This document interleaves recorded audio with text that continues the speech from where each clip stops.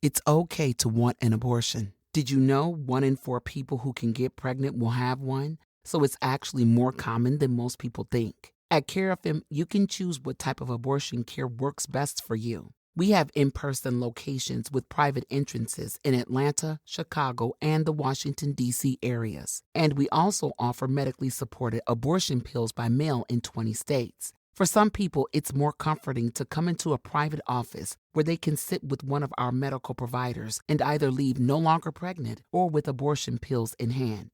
For others, they prefer to get abortion pills through the mail so they can decide the best time and place to complete the process. Getting abortion pills by mail from CareFM is simple. Fill out an online form, and a licensed provider will review your medical history. And if eligible, your medication will be shipped to you in a couple of days. Kara, our text-based abortion companion, will guide you through the process from start to finish with instructions, reminders, and answers to all your questions whenever they come up 24/7. With either choice, please know CareFM will support you every step of the way.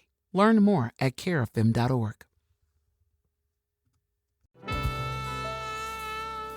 Get your mother-loving ears on because your big-time radio DJ's got news. PayPal lets you choose how you want to pay for all the stuff. With PayPal, I can pay in-store, pay online, or pay over time. What's that?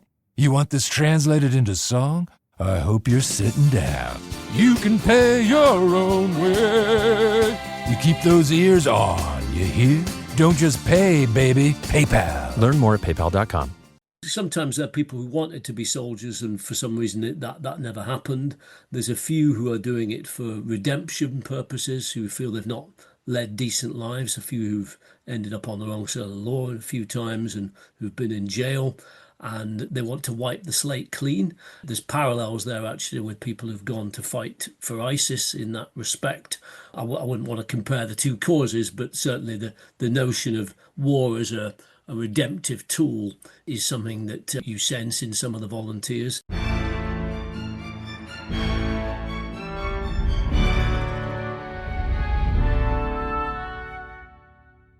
Hello. On the 27th of February 2022, 3 days after the Russians invaded Ukraine, President Zelensky sent out the call for volunteers from abroad to join the Ukrainians in resisting Putin's so-called special military operation. Over 20,000 expressed interest. But for those that made it out onto the front lines, combat proved far more difficult and less romantic than it had first appeared. Joining today is Colin Freeman, author of The Mad and the Brave, the thrilling account of life in the Foreign Legion for those volunteers fighting Russia. We discuss the struggles, motivations and courage of these extraordinary men. Plenty more history on the way, including a special on the Wars of the Roses. Coming up, it's Prince Rupert of the Rhine, Trent Park, and August's film club is Barry Lyndon. So if you like the pod, please do share. It really helps us to grow. In the meantime, it's me talking with Colin Freeman on Ukraine's Foreign Legion.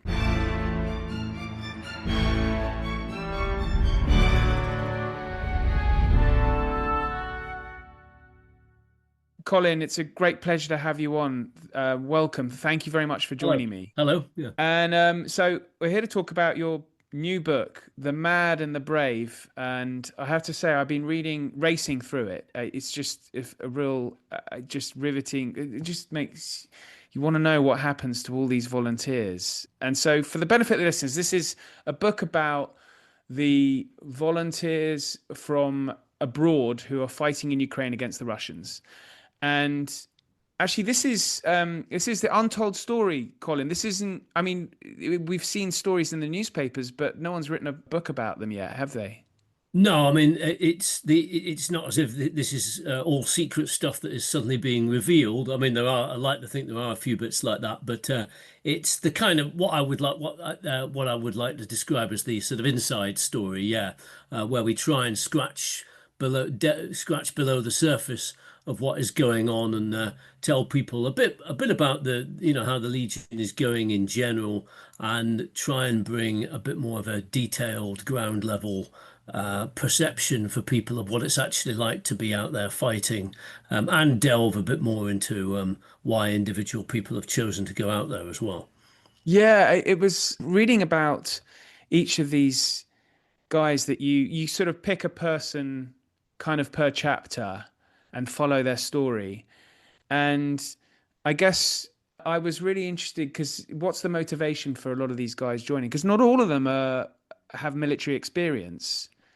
No, I mean, this is one of the things that I found interesting was, what makes someone who is leading a normal civilian life one day suddenly decide, right, I'm going to go off and fight in a foreign war, not just any old war either, but the biggest war of our times since World War II, and also to be fighting on the underdog side against a superpower. Not only that, I think it's fair to say a malign superpower, or a superpower many would consider to be malign, who is not necessarily going to observe the normal rules of engagement, who's got nuclear weapons. I mean, it's pretty impossible to think of any more intimidating conflict to get yourself into, especially if, like some of them, you've not actually fought before and have no previous military experience. Um, but yeah, the book has about a dozen different fighters in it.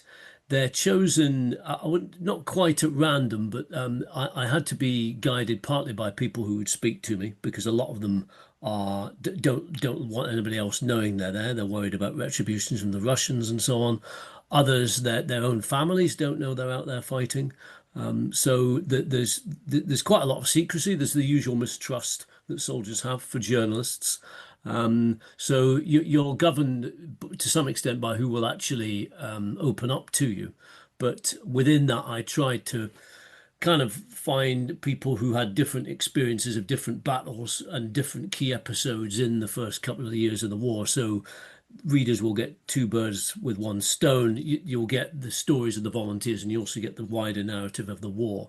But in terms of their motivations, you've got different categories, really. You've got people who are ex-army, who have been usually spent several years on Civvy Street, who shortly haven't really enjoyed it, or who miss the old army life, miss the camaraderie, and in some cases miss the thrill of combat. Then you've got some who joined up for the army and since left, and then hoping while they were in the army that they would go and fight in Afghanistan or Iraq, but those campaigns wound down by during their time, and so they've never really had the chance for combat. They want to put their skills to the test.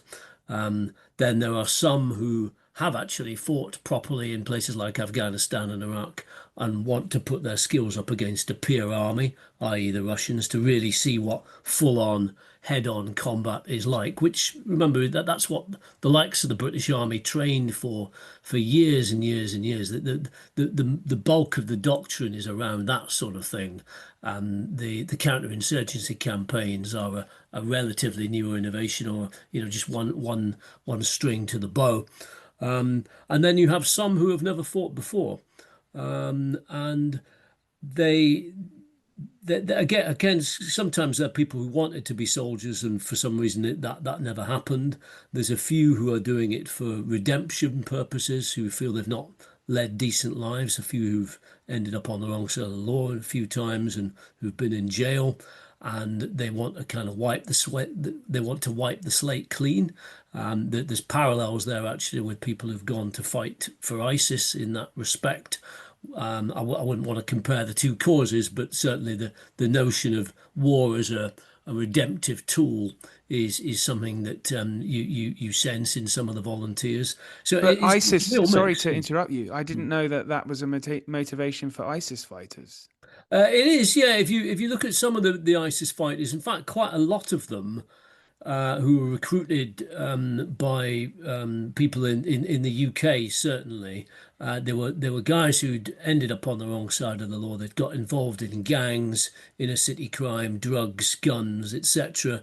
A preacher comes along to them and says, "Hey, if usually when they're in jail or at some point when they're contemplating, they're at a bit of a crossroads in their life, and we'll say to them, look, if you want to purify your soul a bit, why don't you come and fight the good fight here in Syria or elsewhere?" and you will cleanse your soul. And if you do get killed, you'll go to paradise. So there's that's the ISIS version of it. I wouldn't want to draw too many comparisons here, but certainly there are guys who I've met who've ended up in jail and who felt that by going to Ukraine, at least they'd have done one decent thing in their lives. They don't sort of spin it any more than that. It's, they're fairly modest about it. It's funny. I've been reading a lot of, as part of the job, I end up reading a lot about, obviously the big war is the Second World War. And one reads about military commanders and particularly in, I guess, history books, these sort of various tactical engagements and the more strategic are really well planned and executed because often, you're looking at these sort of two highly professional forces, the Allies and the Germans. But reading your book, I'm kind of reading it with horror, as a lot of these engagements that are happening, I guess this is the early days of the war. It feels like it just feels on the hoof. I guess it's an unexpected attack, but it just felt like the early days, the Ukrainians were really struggling to have a sort of organized form of defense against the Russians. Yes, I mean, as we all know, the war came pretty unexpectedly. There was a big build up to it. Putin putting hundreds of thousands of troops on the Ukrainian border, but nobody actually really expected he'd be mad enough to do it, to actually send his tanks in. I think probably with any war, you always get a degree of chaos and mismanagement on the very front lines anyway. That just comes with the territory, especially if you're overwhelmed and outnumbered as the Ukrainians were.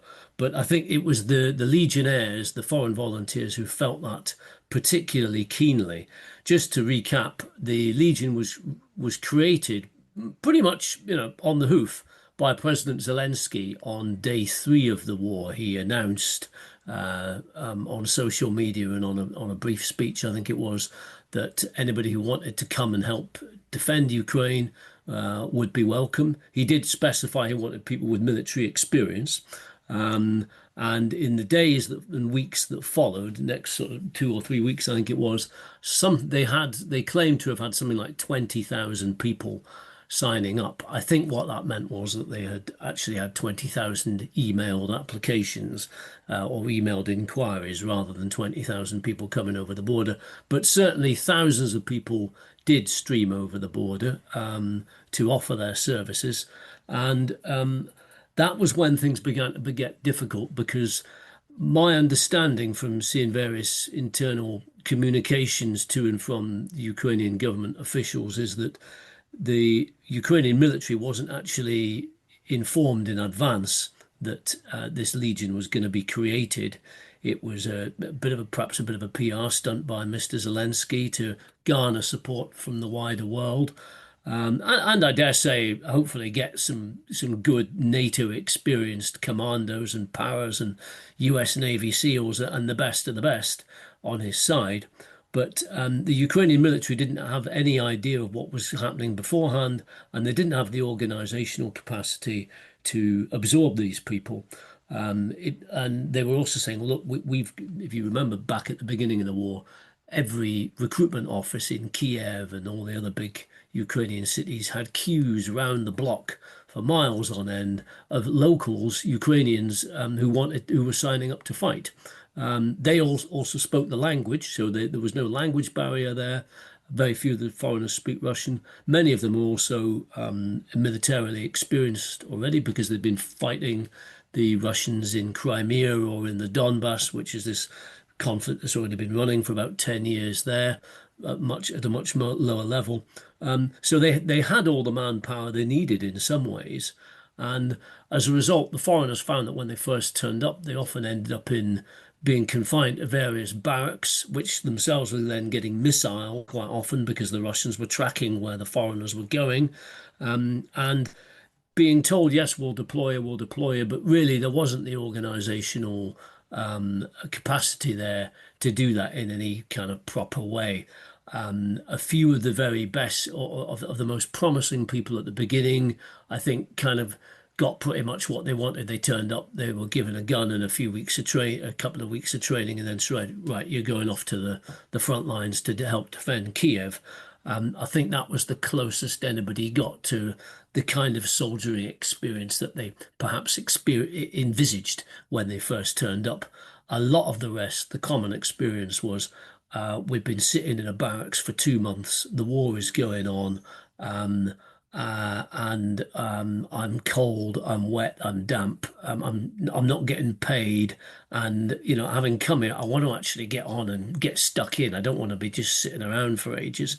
And as a result, a lot of them then ended up sort of trying to bypass the Legion's official structures, and they would form little units of their own, maybe 8 or 9 people or something like that, who had got to know each other by languishing in these barracks with it, people who kind of broadly trusted each other. Maybe one guy speaks Russian or has a friend who speaks a bit of Ukrainian. They form they know somebody who knows someone who's in a unit somewhere else, who says that they could do with a few foreigners helping out, and they go there and they tout their services, almost like labourers looking for work. And that is where the opportunities start for some of them. They find commanders who'll say, okay, fine, yep, we'll give you a tryout. But it's very much on a kind of probationary level. And for a lot of the volunteers, what they found was, because of the language barriers, there was a limit to how much the commanders could integrate them into their own units. So they often ended up with doing primarily recon missions, where they're going out into no man's land, trying to spot what's going on, doing a bit of recon stuff, looking at the Russian positions, so on, checking out what's happening. And that's something that a lot of British and American soldiers have good skills at. It was also something that not all the Ukrainians particularly wanted to do, because if you're doing recon, you're basically testing the boundaries. You're going to be the person who runs into the landmine. You're going to be the person who hits the tripwires or strays into the Russian line of fire where you've gone too far. So on the one hand, they were doing valuable work, but on the other hand, it was very easy to end up in situations where they got killed or injured, and also to get a sneaking feeling, well, now, were we sent in there because they genuinely thought that was a tough mission and we were the only people who were willing and capable of doing it, or were we being used a bit here as cannon fodder to test how far the Ukrainian forces could push before the Russians pushed back? And there's been all kinds of incidents like that, which makes it very difficult for the foreigners, because fighting a war, I dare say, is tough enough as it is anyway, without feeling that because of the language barriers, you don't really know what's going on, and B, that the other side, that the people you're actually fighting for might be slightly lukewarm about having you there, and might be prepared to use you for only certain purposes that they're not prepared to use their own people for. There was a nickname that some of the foreigners said the Ukrainians had for them, which was free meat, as in people that they could just chuck at the front lines.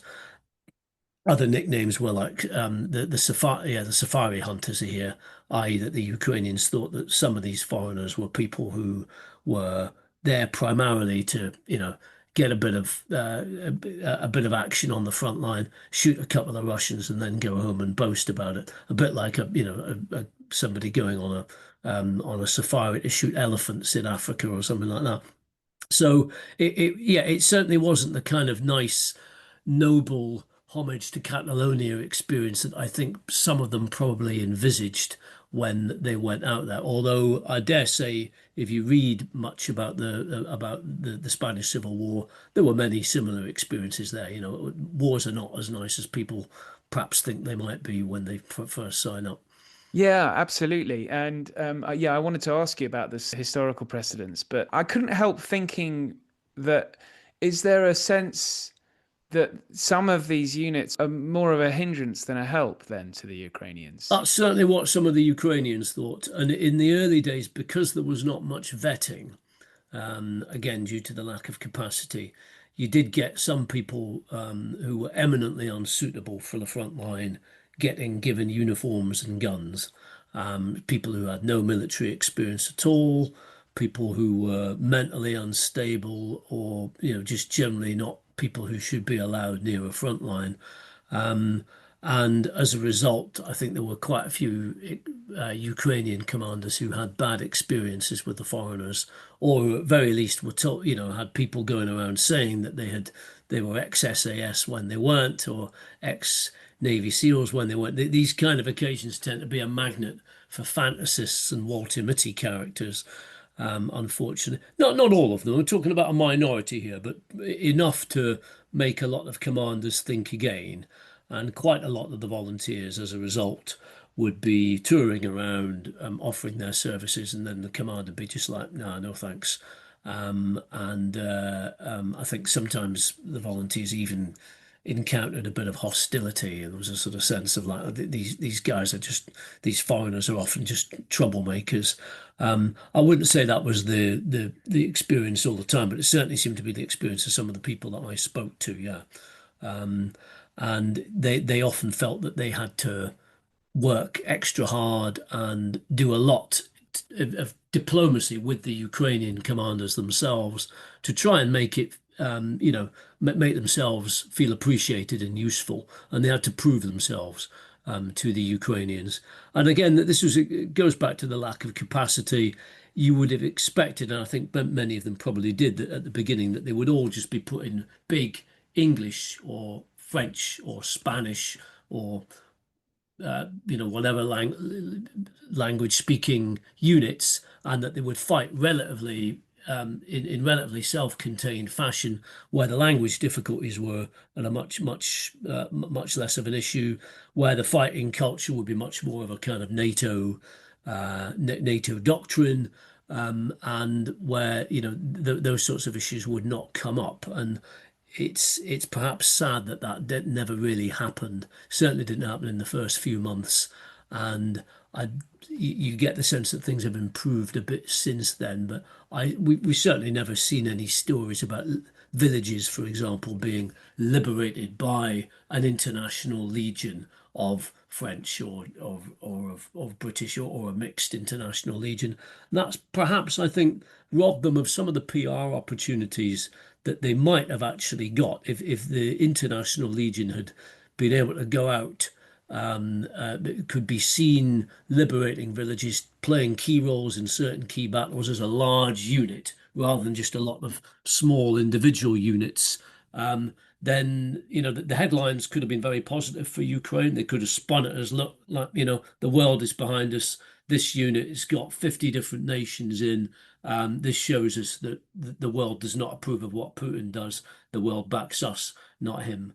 And that could otherwise also have brought other people, other recruits to the fold. Instead, what you got a lot of was these stories that I've just been talking about, of people feeling like they're being taken advantage of or simply unappreciated. And obviously, if you give up your life, your job, your home back in the UK to come and fight, and then people are, indifferent about it, that's not a great feeling. And I think it is to the credit actually of a lot of the volunteers that they turned up. Then it wasn't as simple to get anywhere near the front lines as they hoped. And a lot of them could at that point, and a few of them did just say, like, all right, so stuff this. I offered my services, not wanted. I'm off home. And yet a lot of them did kind of stick it out and realize that they were going to have to kind of worm their way in, insinuate their way in almost by hook or crook, which, suggests that a lot of them were pretty committed to what they were doing. Yeah, absolutely. I mean, it's very impressive. But does what you've just been talking about suggest that really the numbers aren't? I mean, 20,000 emails arrive in this email address, but does that suggest really the numbers aren't sufficient to produce a kind of, brigade-like level of numbers to take Russian positions? Yeah, I mean, I'm not sure if it's a question of the numbers or whether it's a question of the lack of organizational capacity to put them together. My sense is it's very hard to get accurate numbers. I mean, from what I can gather, at least from looking at Facebook pages that have been compiled of more or less news accounts of volunteers who've died, where there's no real reason to think that these are fake news accounts. At least something like 500 have died. And I think you could probably legitimately multiply that figure by about a factor of probably 10 or maybe 20 or more to come up to a figure of sort of how many have actually been out there. So I think you've certainly got the low thousands, quite possibly tens of thousands or 15,000, 20,000 in all over the 3 years now. Yeah. In the first few months, I suspect it may not have been more than sort of, um, you know, five or perhaps 10,000, but it's really hard to tell because so many of them avoid sticking their head above the parapet. They avoid any publicity. But what I have noticed is that quite often you'll interview one guy, and then he'll be talking to you, and he'll mention somebody else that someone else I've already interviewed also knows. So you sense it is a relatively small world, but it's difficult to say. I think they could have probably put together a couple of decent volunteer only battalions if there had been the organizational capacity behind it. And I do wonder, I mean, I think there's probably quite good reasons for this, but why they did not invite some Western military PMC, private military company out there to perhaps handle the training and organization. I think perhaps a trick was possibly missed there, given the amount of military assistance that was going on anyway, and given the fact that if you look at Iraq and Afghanistan, both of those countries, when they were when the the Americans or the NATO American mission in Afghanistan were training up the Iraqi and Afghan armies, often from very limited basic material. They brought in companies like I, I can't remember the names offhand, but Like several of the big, Halliburton and yeah, BlackRock. Blackwater and all these private Blackwater. military contractors that have a track record in training up military, entire militaries, public sector security organizations, and they'll train them churn out entire units of Iraqi or Afghan army people. And yeah, you do wonder why that somebody didn't sort of say, right, well, why don't we do this? And that could have, in turn, created a better dynamic for the Legion and maybe also encouraged people then to go. Because, I mean, the other thing is that I think a lot of young soldiers in the UK and elsewhere are probably looking at the Ukraine war and thinking, like, that's the war we are going to be fighting, and we are getting no practice at it. And obviously there's issues about whether these soldiers were told right at the beginning of the war. A memo went round to all serving UK soldiers: you cannot go and fight. Don't even think about it. You'll get sent for court martial. But But yeah, presumably there are senior military commanders in advising capacity out there. not from the MOD or anybody like that. No, that's Not not even covert or anything. covert. I wouldn't know, but Yeah. I don't sense it. I have asked a few people as to whether there's anything going on there, and no, I sense that they're all people who they've had to that they're mainly Ukrainians or volunteers who have gone over there ad hoc. Some of whom quite often actually do go over saying, well, I could fight, but I'm 45 years old. I'm getting on a bit. I'm probably not really needed there. But I was a senior NCO, and I was responsible for 30 or 40 soldiers in my old unit back at home. And one thing I know about is how to train soldiers and how to teach them how to hold a gun and all the rest of it. So yeah, there would have been plenty of training capacity there. I do wonder sometimes why the West, NATO, or whoever didn't quietly send a few very experienced people at some sort of arm's length advisory capacity to actually carry out that sort of duty and formalize all that a bit, because I think the Legion has been dogged by problems of the upper end of its management for a lot of its time in existence. But then you're into that realm of like, oh, these are like Cuban military advisors that that we used to speak about when we when the Soviets were present in Afghanistan. This is all part of the creep. But I mean, we're already sending in weapons anyway, so And there has been talk of various NATO training missions and putting NATO troops back into into Ukraine in one form or another. So I'm not sure it would have been that much of a radical step. And are they integrated now within the Ukraine military? I mean, drawing a salary and Yeah, officially part technically, of. yeah. Every soldier who fights with the Legion is a paid up member of the Ukrainian military, so they don't count as mercenaries. Some people would say, well, that's a semantic difference. They are soldiers for hire. They're not really.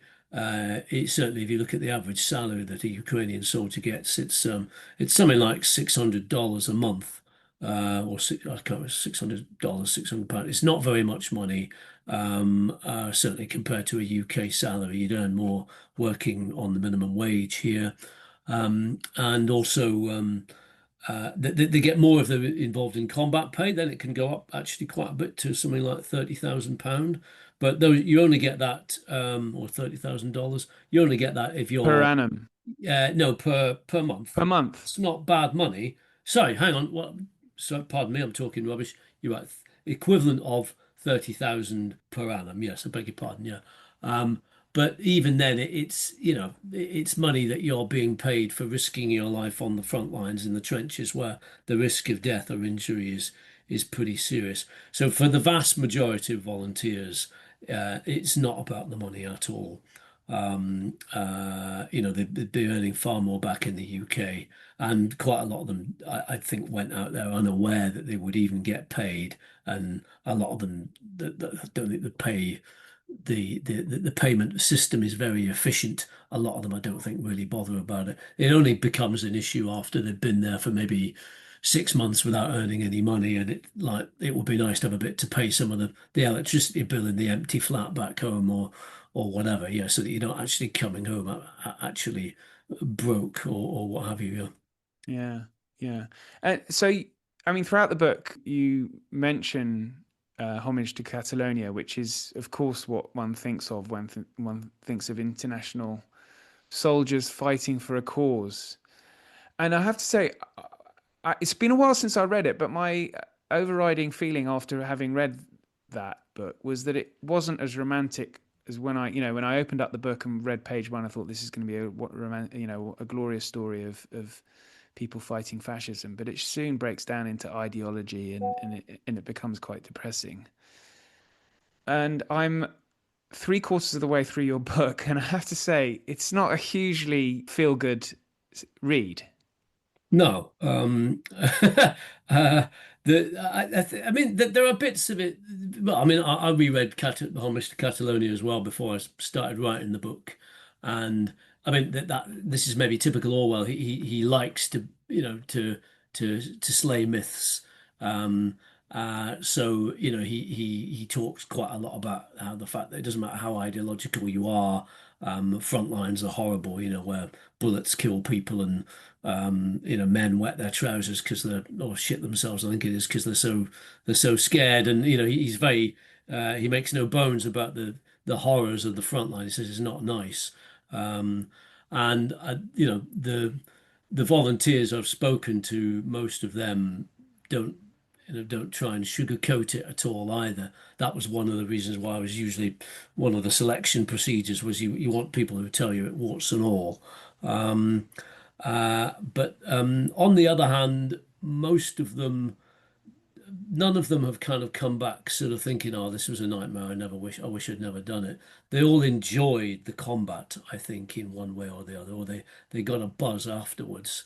None of them, several of them, I think, were admit to being pretty damn scared during certain bits, either beforehand, especially the ones who hadn't fought before, or during the middle of things where they're trapped in a trench and there's, mortar fire coming in, shell fire coming in, and they're pinned down by Russian machine gun fire and got no apparent way out, things like that. That certainly, is very much combat in the raw. On the other hand, I've noticed that a lot of them have, when they've come back to the UK after doing a stint of 3 months or 6 months or something, and I thought, well, that's the last we'll hear of them. They'll go back to their old jobs, and have a few good stories to tell down the pub, and that'll be it, box ticked. And it's not been like that. It's more a case of, they had an itch that they scratched, and scratching it simply made it worse. A lot of them have gone back for several more stints. In fact, I think all of the dozen or so, with one or two exceptions of people who were taken prisoner of war and felt, because of the torture and the incarceration they suffered in Russian captivity. That's a slightly different story, but yeah, most of them have gone back to fight again. Why do they do that? Well, I think partly because they enjoy it. They enjoy the camaraderie. They must enjoy the combat to a certain extent. They're not going there just to hang around on the rear echelons of the front lines or anything like that. Um, but it's also they build a new family out there, of people that they want to be with, that they've risked their lives with, that they've formed in very close bonds with. Um, and when they're not in Ukraine, when they're back at home, they feel like their buddies, their new family are at risk. They don't want to let them down by putting their boots up and not coming back to the fight.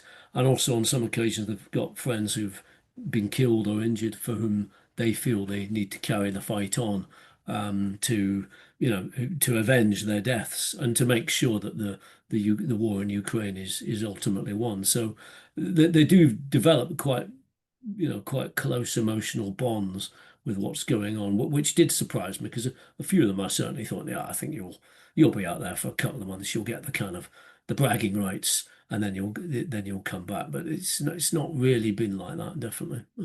At Carafem, you can choose the abortion care that works best for you.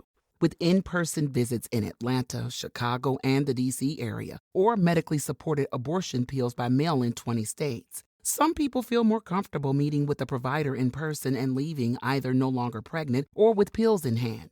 Others prefer getting abortion pills by mail.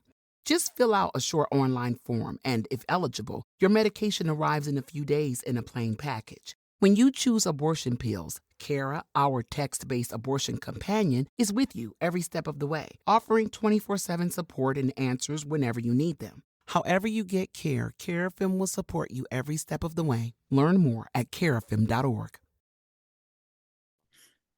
Yeah, I'm in awe of these people. One assumes, I guess it's a drive, a need to, I suppose, combat, as you say. That's the kind of drug. Mm.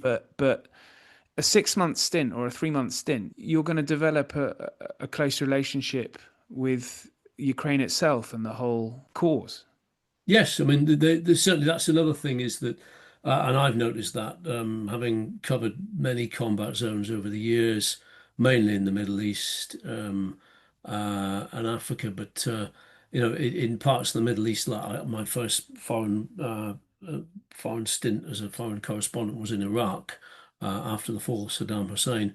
The vast majority of Iraqis actually was surprisingly friendly. I remember going there thinking like, I'll be lucky if I can walk down the street without somebody, shouting my name or whatever.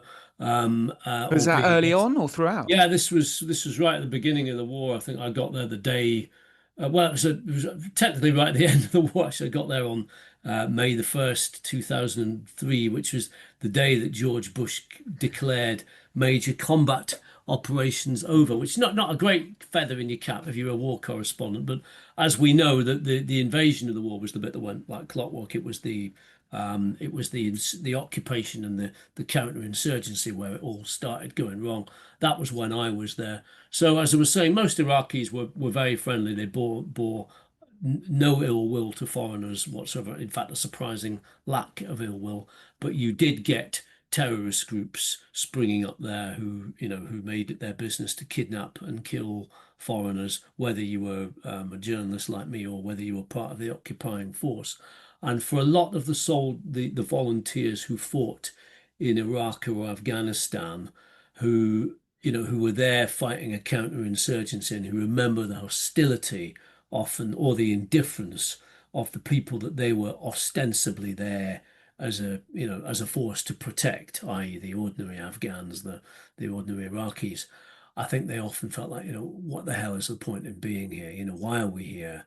The people don't want us here. We can't, if we stray out of our base in many parts of Iraq or Afghanistan, if a soldier strays out of his heavily fortified military base, they'll last a matter of minutes sometimes before someone comes along and kidnaps them or whatever. They're getting their vehicles are getting stoned, by locals, children, and obviously worse, blown up IED, that sort of thing. So for soldiers who have that recollections, the Ukraine war is a very different one where they feel like they're on the right side of history for once.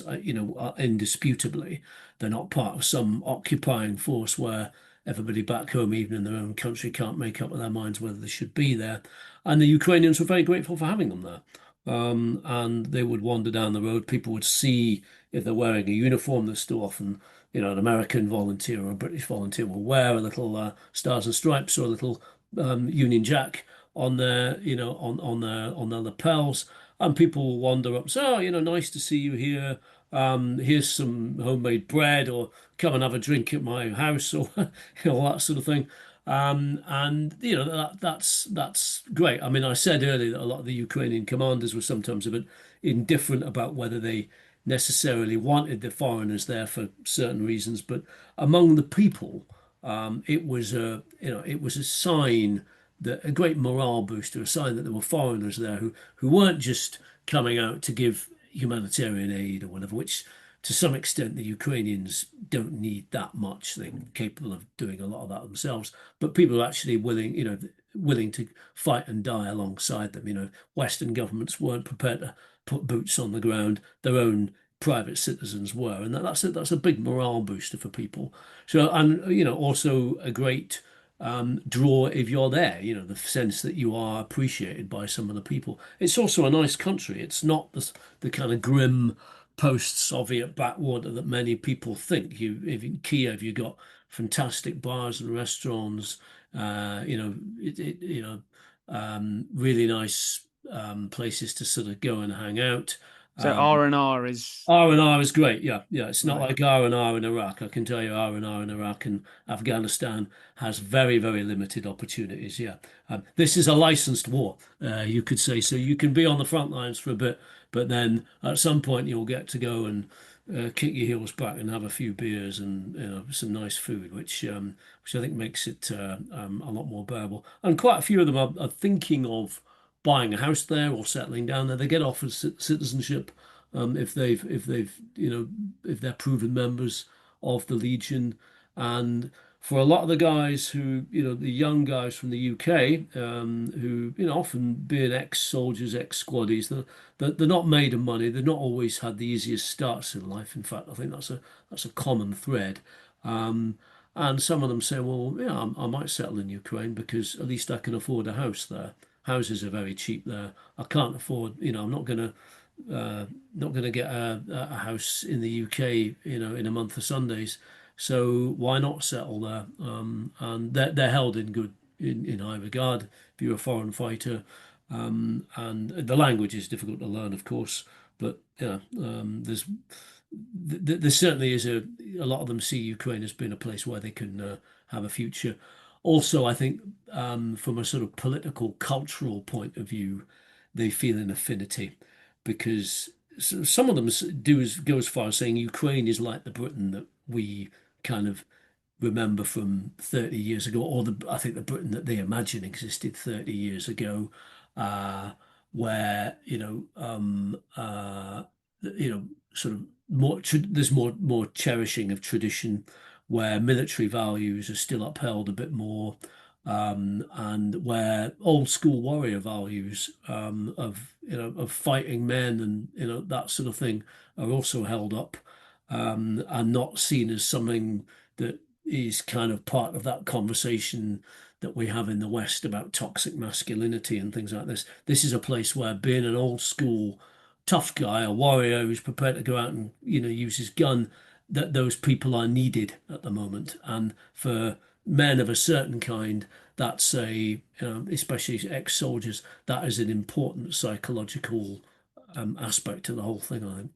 Interesting. And one area that I did want to ask you about, which is you have a figure, I think his surname is Harding, who's a medic for the Azov. John Harding, yes. Yeah. Yes, really interesting on him, and because the Russians have painted the Azov militia as these neo-Nazis, and that's not necessarily his experience. No, well, in the Azov militia was just a little bit of backstory. Was set up in 2014. This was the time when Ukraine had had its pro-Western revolution, which had toppled the pro-Kremlin government of Viktor Yanukovych. This was the big street demos and so on. Um, and immediately after that, the country was in, a new pro-Western government came in, but the country was in something of a state of flux.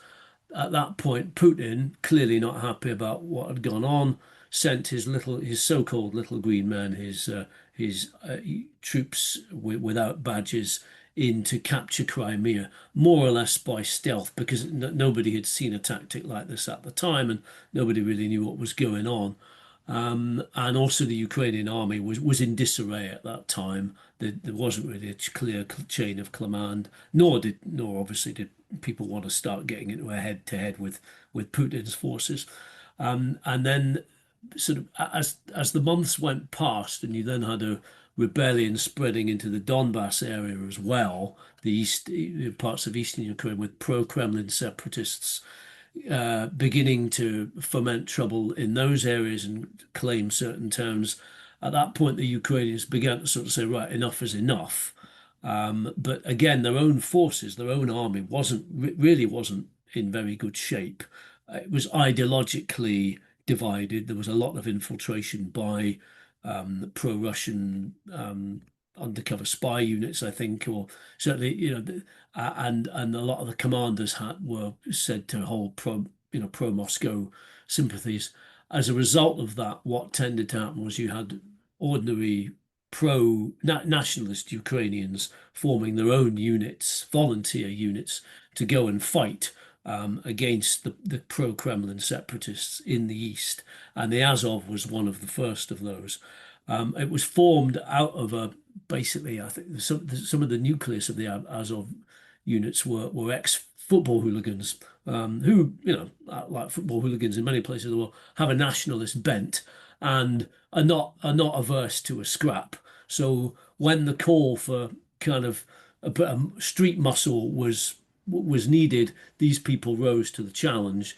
They enlisted themselves in various militias, which the Ukrainian government kind of, was fairly turned a blind eye to, or was happy to sanction these people forming semi-independent units as long as they were going in and fighting the cause against the separatists. But certainly in the early days, the Azov did attract quite a few far-right Nazi people and so on in 2014. There's anybody who wants to read about to delve into this a bit more. There's a vast amount of literature to and from, if you Google it, about whether Azov really were a Nazi unit or not. But certainly, as time went on, as the years followed, and by the time John Harding, this British volunteer or British ex-British serviceman, joined up, and he was a paid soldier with Azov. He wasn't a sort of volunteer at that point. They had, I think he said there was a few Nazis in the unit, but they were pretty much an ordinary military unit by then. And as he points out, he's been in the British Army and he's a career soldier for a lot of his life. He says you get people like that in any army unit, and nationalists. Armies tend to have a sort of patriotic outlook, and that attracts a certain amount of nationalists. But he said, for example, one of the chaps he was serving with was a Muslim from Crimea, and half the rest of the people, were not remotely interested in Azov's kind of far right ideology. And I think by today, I think that whole neo-Nazi thing is pretty much gone. I mean, they are nationalists, but that's not the same thing as being neo-Nazi. No, it's an absolutely fascinating story. It really is. Well, Colin, I think we've reached our time limit. So I just thank you very much for coming along. It's been really fascinating talking to you. I wish you the links in the show notes for listeners, but I wish you all the luck with the mad and the brave. And thank you. Thank you very much. Thanks for having me. Thanks so much for listening. Links are in the show notes. Please share with friends and family, and if you want to get in touch, you can through X or email history@aspectsofhistory.com. But until then, thank you and good night.